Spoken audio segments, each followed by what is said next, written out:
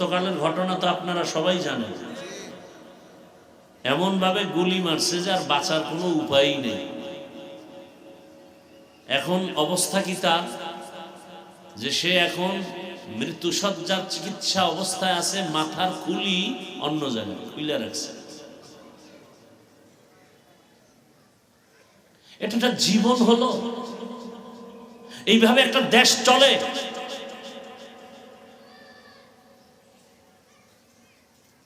এই পরিমাণ জুলুম, বলার মানুষ নাই, শোনার মানুষ নাই, বিরোধিতা করার মানুষের অভাব নাই।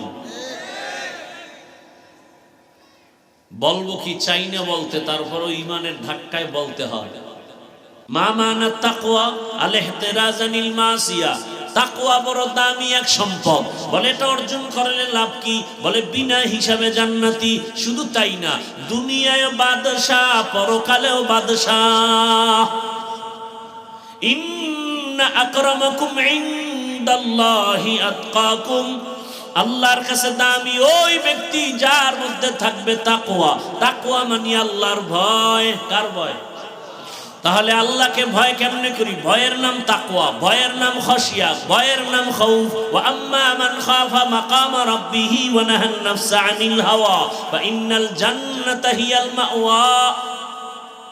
খাউফুন মানিও ভয়। ইন্নামা ইয়াখশাল্লাহা মিন ইবাদিহিল উলামা, এ জমিনে আল্লাহর বান্দাদের মাঝে উলামা আল্লাহকে বেশি ভয় করবে। তার মানে সাধারণ মানুষ নফসের ধোকায় বাম হাতে আংটি লাগাবে, বাম হাতে পানি পান করবে। একজন আলেম রাসূলের আদর্শের বাইরে বাম হাতে পানি পান করবে না। কথা বলেন না কেন? সাধারণ মানুষ শয়তানের ধোকায় নফস